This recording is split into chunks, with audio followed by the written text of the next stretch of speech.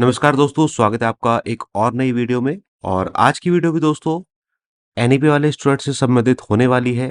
आज की वीडियो में मैं बात करने वाला हूं कि जो ये रिसर्च प्रोजेक्ट आखिर है 5th सेमेस्टर या 6th सेमेस्टर में, तो वो आखिरकार होता क्या है, उसमें क्या आपको करना होगा।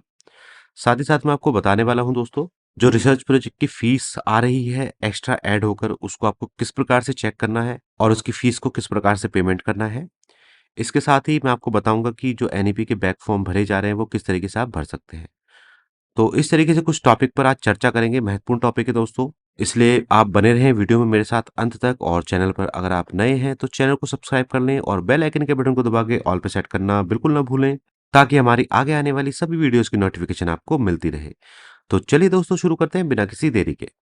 तो सबसे पहले दोस्तों मैं बात करूंगा कि आखिर ये माइनर रिसर्च प्रोजेक्ट है क्या चीज और क्या कुछ इसमें आपको करना होगा। तो उसके लिए हम सबसे पहले जानेंगे जो विश्वविद्यालय द्वारा एक विज्ञप्ति या नोट जारी किया गया था, उसमें कुछ लिखा हुआ था उसके संबंध में। इसमें लिखा है कि शोध परियोजना के विषय में निम्नलिखित निर्णय हुए हैं। समिति ने ग्रेजुएशन लेवल पर 3rd ईयर में किए जाने वाले लघु शोध प्रबंध यानी कि माइनर रिसर्च प्रोजेक्ट के विषय में शासनादेश संख्या इतने के आलोक में निम्न सुझाव दिए हैं। तो कुछ पॉइंट वाइज सुझाव या कुछ जो इनका डिसीजन हुआ था यूनिवर्सिटी का रिसर्च प्रोजेक्ट को लेकर, उसके बारे में बताऊंगा आपको। बेहद ध्यान से सुनिएगा क्योंकि महत्वपूर्ण चीज है दोस्तों। सबसे पहला पॉइंट है, स्नातक स्तर यानी कि ग्रेजुएशन लेवल पर स्टूडेंट को तीसरे वर्ष में 5वें और छठे सेमेस्टर में मिलाकर एक लघु शोध परियोजना यानी कि माइनर रिसर्च प्रोजेक्ट करना होगा। तो दोस्तों एनईपी के जितने भी स्टूडेंट्स हैं उन सभी को 5वें और छठे सेमेस्टर में दोनों में मिलाकर एक प्रोजेक्ट बनाना होगा, जिसको माइनर रिसर्च प्रोजेक्ट का नाम दिया गया है। साथ ही दोस्तों यह शोध परियोजना यानी कि रिसर्च प्रोजेक्ट स्टूडेंट द्वारा चुने गए तीसरे वर्ष के दो मुख्य विषय, जो भी आपने फाइनल ईयर में 3 मेजर विषय में से 2 मेजर विषय चुने हैं, उनमें से किसी एक विषय से संबंधित होगी।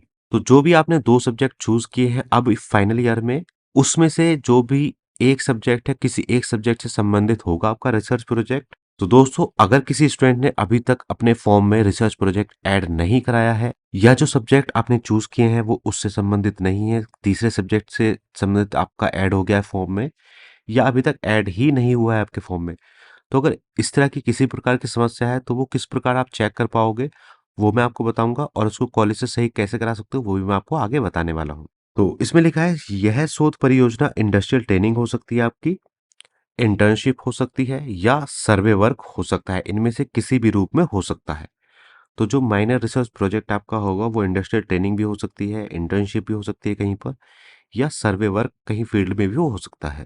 शोध परियोजना यानी कि रिसर्च प्रोजेक्ट संबंधित कॉलेज या विश्वविद्यालय परिसर यानी कि यूनिवर्सिटी कैंपस के विभाग के एक शिक्षक सुपरवाइजर के निर्देशन में की जाएगी, यानी कि जो भी कॉलेज का उस सब्जेक्ट का टीचर होगा वो उसका सुपरवाइजर बनेगा, और एक अन्य को सुपरवाइजर किसी उद्योग कंपनी तकनीकी संस्थान या शोध संस्थान से लिया जा सकता है। तो इसमें एक को सुपरवाइजर भी रहेगा, वो किसी भी कंपनी से लिया जा सकता है, टेक्निकल इंस्टीट्यूशन से लिया जा सकता है, या रिसर्च इंस्टीट्यूशन से भी लिया जा सकता है। अब आती है महत्वपूर्ण बात, चौथा पॉइंट है, विद्यार्थी वर्ष के अंत में दोनों सेमेस्टरों में की गई शोध परियोजना का संयुक्त प्रबंध रिपोर्ट या डिसर्टेशन जमा करेगा। तो जो आप दोनों सेमेस्टरों में ये रिसर्च प्रोजेक्ट बनाओगे उसकी एक कंबाइंड रिपोर्ट आपकी बनेगी, या डिसर्टेशन बनेगा, या फाइल बनेगी। फाइल मान लीजिए, असाइनमेंट मान लीजिए इसको। अभी बहुत सारी चीजें क्लियर नहीं है क्योंकि नई चीज है, तो धीरे धीरे समझ में आएंगी। तो वो चीज आपको बनानी है, और उसका जो इवैल्यूएशन है, उसकी जो चेकिंग है, वो साल के लास्ट में सुपरवाइजर या जो यूनिवर्सिटी से बाहर से एग्जामिनर आएंगे वो मिलकर इसका इवैल्यूएशन 100 अंकों में से करेंगे। जिसके जो पासिंग मार्क्स हैं वो दोस्तों 40 होंगे, यानी कि 100 नंबर का आपका ये माइनर रिसर्च प्रोजेक्ट रहने वाला है दोनों सेमेस्टर मिलाकर। और इसका इवैल्यूएशन साल के लास्ट में होगा, जब आप छठे सेमेस्टर के एग्जाम वगैरह दे चुके होंगे या दे रहे होंगे उस टाइम पे। ठीक है। और दोस्तों पासिंग मार्क्स जो है वो 40 है। यह शोध परियोजना केवल क्वालिफाइंग है, जिसमें 40 अथवा उससे अधिक अंक आने पर क्यू ग्रेड मिलेगा, तथा 40 से कम अंक आने पर एनक्यू ग्रेड दिया जाएगा। तो जैसे को करिकुलर एग्जाम होता है दोस्तों, वो क्वालिफाइंग होता है, आपको क्वालिफाई करना जरूरी होता है। उसी तरीके से ये जो रिसर्च प्रोजेक्ट है ये भी क्वालिफाइंग है, इसमें आपको क्वालिफाई करना बेहद ज़रूरी है। अगर आप 40 नंबर इसमें नहीं लाते हो तो फेल हो जाओगे, नॉट क्वालिफाइड हो जाओगे और आपकी डिग्री इनकम्प्लीट रह जाएगी। ठीक इसी तरीके से बहुत सारे बच्चों की को-करिकुलर में बैक आई हुई है, एनक्यू लिखा हुआ है और वो ये नहीं समझ पा रहे हैं कि उनको इसकी बैक भी भरनी है। वो सोच रहे हैं कि मार्कशीट में रिजल्ट में पास लिखा हुआ आ रहा है और उससे उनको फ़र्क नहीं पड़ने वाला है। तो जितने भी स्टूडेंट्स की को-करिकुलर सब्जेक्ट में एनक्यू है वो अपना बैक फॉर्म समय से भर लें, वरना आपकी डिग्री इनकम्प्लीट रहेगी, आगे आपको पता नहीं चांस मिले या नहीं मिले। ठीक है दोस्तों, तो ये तो बात थी माइनर रिसर्च प्रोजेक्ट की। अब मैं आपको बताऊंगा आगे आने वाले सेक्शन में कि किस तरीके से आप ये चेक कर सकते हैं कि आपको कौन सा रिसर्च प्रोजेक्ट आपने चूज किया था। साथ ही साथ आपकी उसकी फीस एक्स्ट्रा आ रही है या नहीं आ रही है। अगर एक्स्ट्रा फीस आ रही है तो उसको आप किस तरीके से पे करोगे। चलिए बढ़ते हैं अगले सेक्शन की तरफ। तो चलिए दोस्तों, अब हम देखते हैं कि जो बीकॉम में या बाकी कक्षाओं में प्रोजेक्ट की फीस आ रही है, उसको आपको किस तरीके से चेक करना है कि आपकी प्रोजेक्ट की फीस शो कर रहा है या नहीं कर रहा है और किस तरीके से आपको उसको पेमेंट करना है। उसके लिए हमको सबसे पहले एग्जाम फॉर्म वाली वेबसाइट पर ही चलना होगा। लिंक मैंने डिस्क्रिप्शन में दिया हुआ है, वहां से आप इसको ओपन कर सकते हैं। नहीं तो सीधा आप वेब ब्राउजर में लिख सकते हैं ccsu.aimserp.co.in/web/portal। इसको जैसे ही खोलेंगे इस तरीके की स्क्रीन आपकी आएगी। तो आपको सीधा-सीधा क्या करना है, सबसे ऊपर वाला ऑप्शन चूज़ करना है। सबसे ऊपर वाला ऑप्शन चूज़ करने के बाद आप अपना रोल नंबर डालेंगे यहाँ पे। रोल नंबर डालने के बाद आपको अपना एडमिशन का ईयर सेलेक्ट करना है, जिस साल में पहली बार एडमिशन हुआ था। जैसे कि 2021 है, हमें 5वें सेमेस्टर का देख रहे हैं, तो 2021 में वो एडमिशन हुआ था। अब हमें क्लास सेलेक्ट करनी है, तो बीकॉम एनईपी का देख रहा हूँ मैं फ़िलहाल। उसके बाद हमको सेमेस्टर सेलेक्ट करना है, 5th सेमेस्टर है। ये कैप्चा यहाँ पर आ रहा है, अगर आपका ये ठीक नहीं दिखाई दे रहा है तो इसको रिफ्रेश कर लीजिएगा यहाँ से और ये कैप्चा एंटर करके आपको नेक्स्ट कर देना है। नेक्स्ट करने के बाद इस तरीके की विंडो खुल के आएगी, आपको सबसे नीचे चले जाना है और यहाँ पर इसको क्लिक करके फिर से दोबारा कैप्चा डालना है और फिर से नेक्स्ट कर देना है। अब नेक्स्ट करते ही जैसे दोस्तों आप इसमें नीचे आएंगे विंडो में तो आपको यहाँ पर दिखाई देगा ये इनिशियल अमाउंट पेड जो आपका किया गया था, यानी कि शुरुआती जो अमाउंट पेड किया गया था 967 रुपये था। ये बीकॉम की बात कर रहा हूँ मैं। और यहाँ पर देखेंगे आप ये माइनर का रिसर्च प्रोजेक्ट भी ऐड हो गया है यहाँ पर। और इस रिसर्च प्रोजेक्ट के यहाँ पर शॉर्ट फीस अमाउंट ये करके लिखा हुआ आ रहा है। शॉर्ट फी अमाउंट 1390 रुपये है यहाँ पर और ये मेक पेमेंट का ऑप्शन है।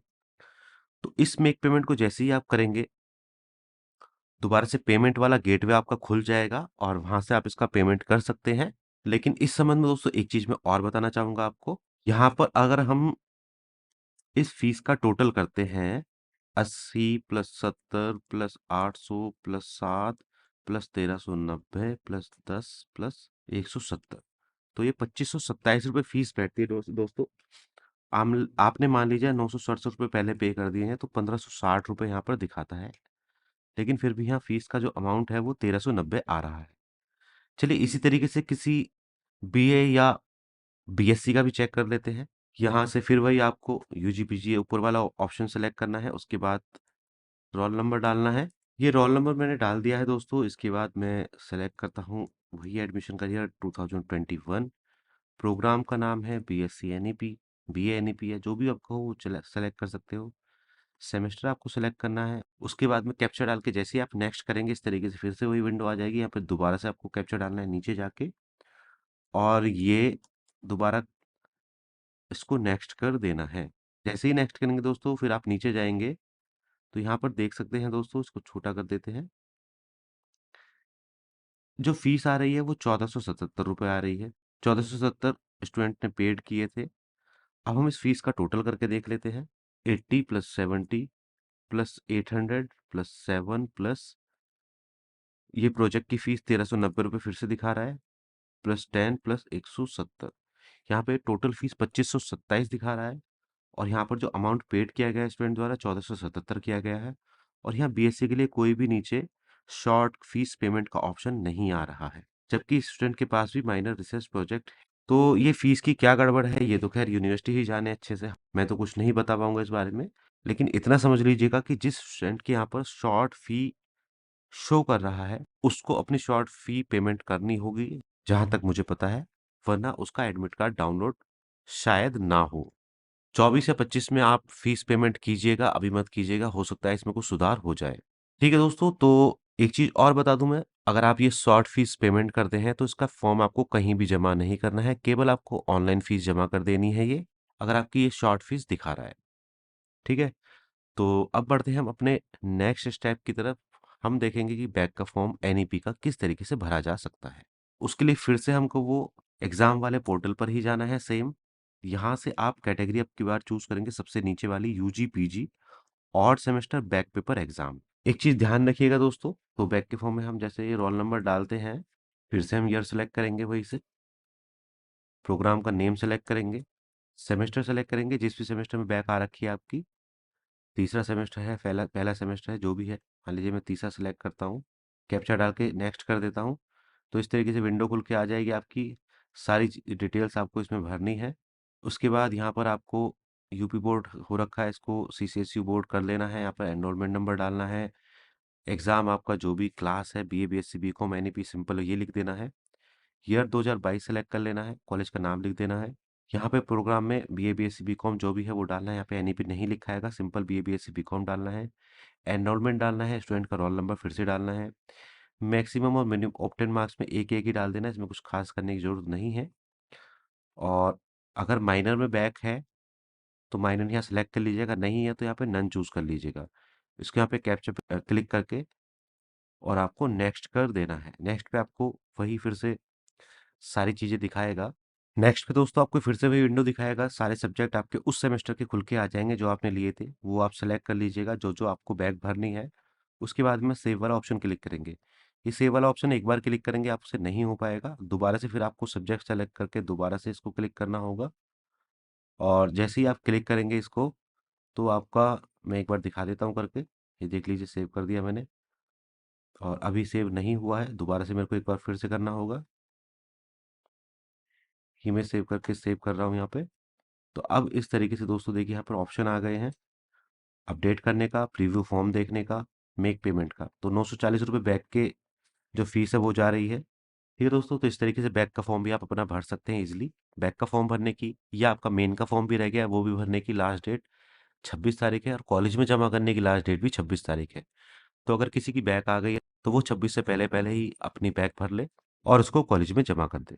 और दोस्तों, आप अगर हमसे अपना बैक फॉर्म भरवाना चाहते हैं या मेन फॉर्म भरवाना चाहते हैं तो वीडियो के डिस्क्रिप्शन में गूगल फॉर्म का लिंक दिया हुआ है, उसमें संबंधित जानकारी आपको मिल जाएगी। वहां से आप हमसे अपना बैक का फॉर्म या मेन का फॉर्म भरवा सकते हैं। तो बस दोस्तों, आज की वीडियो में इतना ही। उम्मीद करता हूँ वीडियो आपको पसंद आई होगी। वीडियो अगर आपको पसंद आई हो तो लाइक एंड शेयर कर दीजिएगा, और चैनल पर अगर आप नए हैं तो चैनल को सब्सक्राइब कर लें, और बेल आइकन के बटन को दबा के ऑल पे सेट करना बिल्कुल ना भूलें, ताकि हमारी आगे आने वाली सभी वीडियोस की नोटिफिकेशन आपको मिलती रहे। मिलते हैं दोस्तों अगली वीडियो में, तब तक के लिए बाय बाय।